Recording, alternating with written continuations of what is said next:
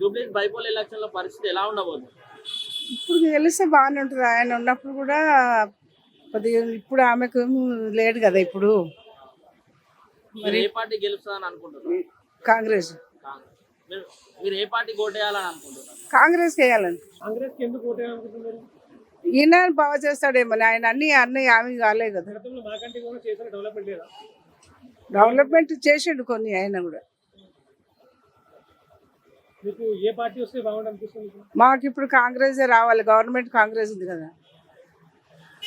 Government ruling ఉంది కాబట్టి ఆ పార్టీ కావాలి. మళ్ళీ దాంతో మనకు బలం ఉంటుంది కదా కొట్లాడడానికి, ఇది కావాలి అది కావాలి. ఇక మనం 7 నెలలు బాగానే ఉన్నాం. పింఛన్లు లేవు, ఏమి లేవు. ఈ పింఛన్ కాదు, ఆఫీస్ పింఛన్ కూడా లేదు.